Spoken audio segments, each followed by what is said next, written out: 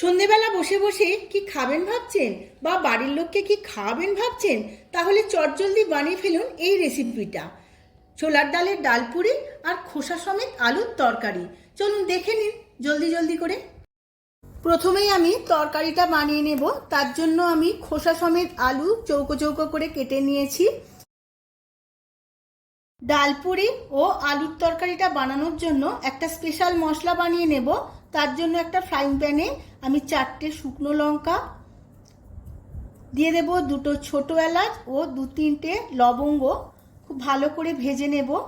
আর দিয়ে দেব 1 চামচ ধনে, আর দেব 1 চামচ জিরে। সমস্ত উপকরণগুলো একসাথে ভেজে নেব যতক্ষণ না খুব সুন্দর একটা মশলার গন্ধ ছাড়ছে। মশলাগুলো ড্রাই রোস্ট হয়ে গেছে, এবার গুঁড়িয়ে নেব। এবার তরকারিটা বানানোর জন্য একটা কড়া বসিয়ে নিয়েছি। কড়ার মধ্যে দিয়ে দেব 4 চামচ তেল। আমি সর্ষের তেলে রান্নাটা করছি।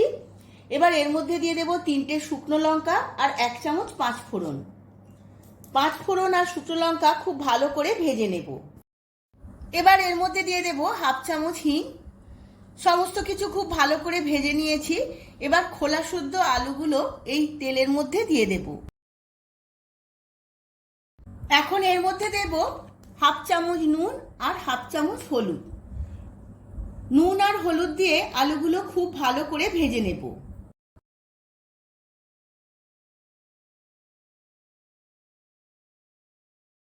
আলুগুলো খুব ভালো করে ভাজা হয়ে গেছে। এবার এর মধ্যে দিয়ে দেব 1 চামচ আদা আর কাঁচা লঙ্কা বাটা। এবার আলুর সাথে আদা আর কাঁচা লঙ্কা খুব ভালো করে কষিয়ে নেব।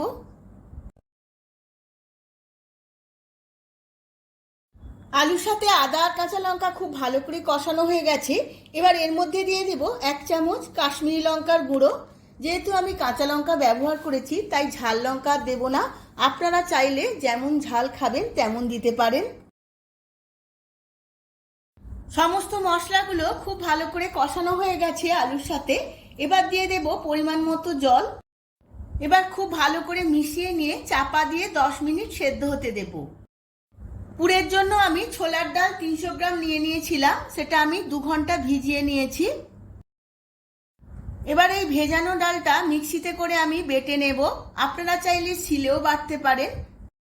এবার চাপা দিয়ে মিহি পেস্ট করে নেব। ডালের পেস্ট আমার রেডি হয়ে গেছে। অন্যদিকে ডালপুরির জন্য আমার ময়দাটা মেখে নেব। তার জন্য নিয়ে নিয়েছি 500 গ্রাম ময়দা।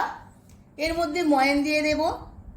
দিয়ে দিলাম প্রথমেই স্বাদ মতো নুন, আর দেব অল্প একটু চিনি, আর দিয়ে দেব সাদা তেল। সাদা তেল আমি এখানে 4 চামচ দেব। তেলটা একটু বেশিই দিলাম, কারণ ময়দাটা ভালোভাবে ময়ান না হলে পুরিগুলো খাস্তা হবে না। এবার সমস্ত কিছু খুব ভালোভাবে মিশিয়ে নেব। সমস্ত শুকনো উপকরণগুলো ময়দার সাথে খুব ভালোভাবে মিশিয়ে নিয়েছি। এবার অল্প অল্প কুসুম গরম জল দিয়ে ময়দাটা খুব ভালোভাবে মেখে নেব। কুসুম গরম জল দিয়ে ময়দাটা মাখলে ময়দাটা খুব সফট হয় এবং খুব ভালোভাবে মাখা যায়। ময়দাটা মাখা হয়ে গেছে। এবার অল্প একটু তেল আমি ওপরে মাখিয়ে রেখে দেব যাতে ওপরটা শুকিয়ে না যায়। এইভাবে আধ ঘন্টা রেস্টে রেখে দেব খুব ভালোভাবে সেট হয়ে যাওয়ার জন্য। অন্যদিকে আমি আলুর তরকারিটা দেখে নেব। আলুর তরকারিটা খুব ভালোভাবে সেদ্ধ হয়ে গেছে। এবার এর মধ্যে দিয়ে দেব আগে থাকতে বানানো ভাজা মশলা। আমি 1 চামচের মতো ভাজা মশলা দিয়ে দেব। আর এর মধ্যে দিয়ে দেব কাসৌরি মেথি, আমি ড্রাই রোস্ট করে নিয়েছিলাম। এবার সমস্ত কিছু খুব ভালোভাবে মিশিয়ে নেব। আমার আলুর তরকারিটা একদম রেডি হয়ে গেছে। এবার গ্যাসের ফ্লেমটা অফ করে নামিয়ে নেব। আবারও আমি কড়া বসিয়ে নিয়েছি। এবার ডালপুরির পুরটা বানিয়ে নেব। তার জন্য আমি দিয়ে দিয়েছি কড়ার মধ্যে 2 চামচ সর্ষের তেল। এবার দিয়ে দেব স্বাদ মতো নুন। আমি এই নুনটা প্রথমেই দিয়ে দিয়েছি। নুনটা একটু তেলের সাথে নেড়ে নেব। এবার দিয়ে দেব আদা আর কাঁচা লঙ্কা বাটা। এই নুনটা প্রথমে দেওয়ার কারণ হলো, যদি আদা আর কাঁচা লঙ্কা বাটা প্রথমেই তেলের মধ্যে দিয়ে দেওয়া যায় তাহলে তেলের সঙ্গে চটে সমস্ত আদা আর কাঁচা লঙ্কা বাইরে চলে যাবে। তার জন্য নুন দিয়ে যদি আদা আর কাঁচা লঙ্কা দেওয়া যায় তাহলে একটুও চটে বাইরে বেরিয়ে যাবে না। তার জন্যই প্রথমে নুনটা দেওয়া। এবার সমস্ত আদা আর কাঁচা লঙ্কা খুব ভালোভাবে ভেজে নিয়েছি। এবার দিয়ে দেব বেটে রাখা ডালটা। ডালটা দিয়েও আমি আদা আর কাঁচা লঙ্কার সঙ্গে খুব ভালোভাবে ভেজে নেব। এবার ডালটা তেলের সাথে খুব ভালোভাবে পাক করে নেব যতক্ষণ না ডালের জলটা শুকিয়ে যায়। ডালটা খুব ভালোভাবে পাক করা হয়ে গেছে। দেখুন বন্ধুরা, জলটাও একদম শুকিয়ে গেছে। এবার এর মধ্যে দিয়ে দিলাম 2 চামচ ভাজা মশলার গুঁড়ো। ভাজা মশলার গুঁড়ো দিয়েও খুব ভালোভাবে মিশিয়ে নেব। ডালের পুরটা আমার অনেকটাই শুকনো হয়ে গেছে। এবার দিয়ে দেব স্বাদের ব্যালেন্সের জন্য অল্প একটু চিনি। গ্যাসের ফ্লেমটা লোতে রেখে আরও কিছুক্ষণ আমি এইভাবে নাড়তে থাকবো যাতে আরও ঝুরঝুরে হয়ে শুকনো হয়ে যায়। তাহলেই রেডি হয়ে যাবে আমার ডালের পুর। রেডি হয়ে গেছে, এবার পুরটা নামিয়ে নেব। অপরদিকে ময়দাটাও আমার খুব সুন্দরভাবে সেট হয়ে গেছে। এবার আমি লেচি কেটে নেব। তার জন্য ময়দাটা থেকে আমি 2 ভাগে ভাগ করে নেব।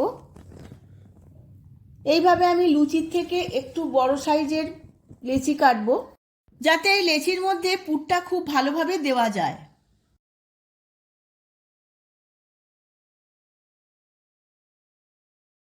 লেচিগুলো কাটা হয়ে গেছে। এবার একটা লেচি নিয়ে এবার পুর ভরা দেখিয়ে দিচ্ছি। এইভাবে বাটির মতো শেপ দিয়ে নিতে হবে প্রথমেই। এইভাবে বাটির মতো শেপ দিয়ে নিয়ে মাঝখানে আমি পুরটা দেব।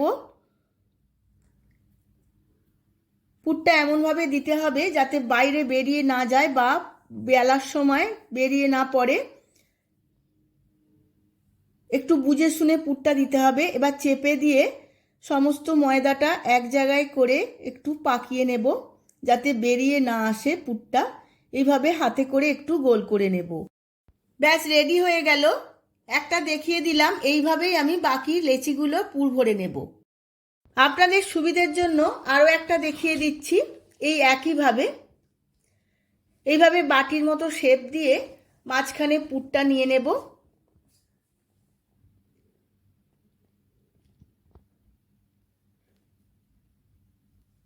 এইভাবে ময়দাটা আবারও এক জায়গায় করে মুড়ে নিতে হবে। এইভাবেই আমি বাকি লেচিগুলোর মধ্যে পুর ভরে নেব।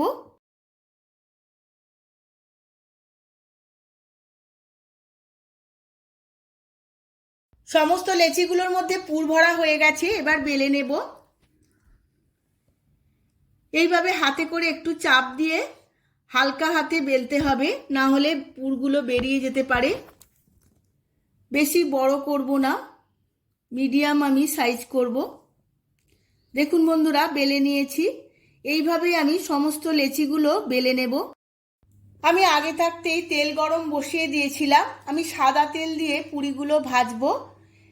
এবার বেলে রাখা পুরিগুলো একটা একটা করে তেলের মধ্যে দিয়ে দেব। এই সময় গ্যাসের ফ্লেমটা আমার হাইতে থাকবে। দেখুন বন্ধুরা, কত সুন্দরভাবে ফুলে উঠছে। এইভাবে সাইড দিয়ে পুরির ওপরে গরম তেলটা দিতে হবে।